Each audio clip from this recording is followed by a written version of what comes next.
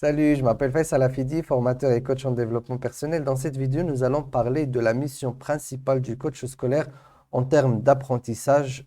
Qu'est-ce que essaie de faire un coach scolaire quand il travaille avec un élève ou un étudiant en termes de ses apprentissages? On va voir cela tout de suite.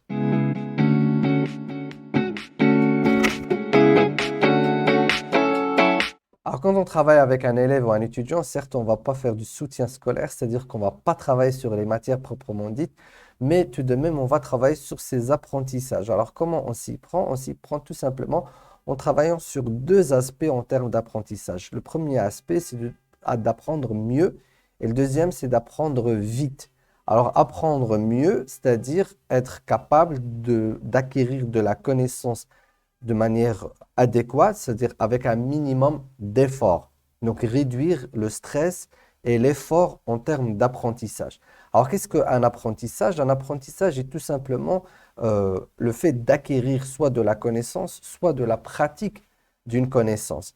On acquiert de la connaissance quand il s'agit de la théorie proprement dite, c'est-à-dire des informations. Quand je vais t'apprendre l'histoire, la géographie, la philosophie, je vais tout simplement, ou les sciences naturelles, je vais tout simplement acquérir du savoir, de la connaissance, de l'information. Je vais savoir que ceci, cela se passe de cette façon, de ceci, cela s'est passé à une date bien précise. Donc, je vais emmagasiner de la connaissance et je dois reproduire cette connaissance sous différentes formes. Mais l'essentiel de l'apprentissage ici, c'est d'acquérir de la connaissance. La deuxième façon ou la deuxième nature d'apprentissage, c'est l'apprentissage de la compétence, c'est-à-dire être capable de mobiliser une connaissance sous différentes façons, avec différentes manières. Quand j'apprends les maths, la physique, les langues, quel que soit le type de langue que je vais apprendre, eh bien là, je vais apprendre uniquement des règles. Je vais apprendre des règles, des théorèmes et des bases de fonctionnement.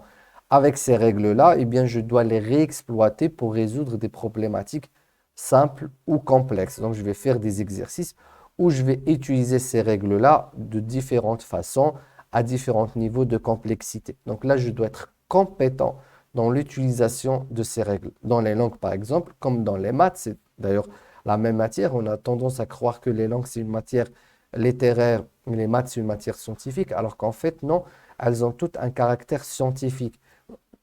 Donc, d'ailleurs, c'est ce qu'on apprend à nos élèves et à nos coachs scolaires, de revoir la notion des matières littéraires et scientifiques. Donc, pour nous, ces deux matières, elles sont scientifiques. Pourquoi?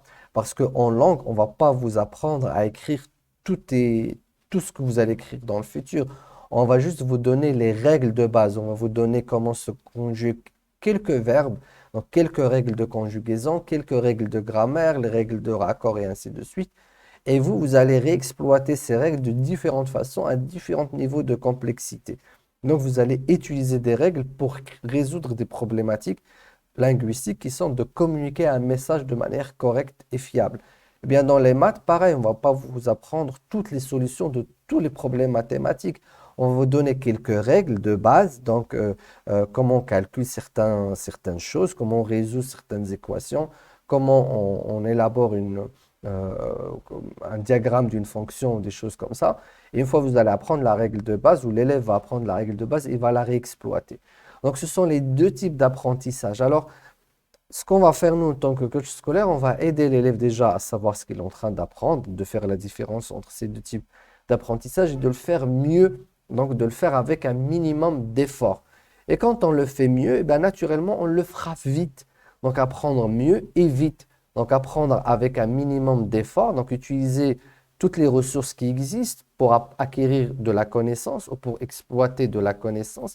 Donc, utiliser ces ressources internes et externes, ces différents types d'intelligence, la technologie, tout ce que le monde aujourd'hui nous propose et d'ailleurs qu'on n'utilise pas pour faciliter l'apprentissage, eh bien, on va l'aider à le faire en se connaissant, en sachant quelles sont ses aptitudes et ainsi de suite.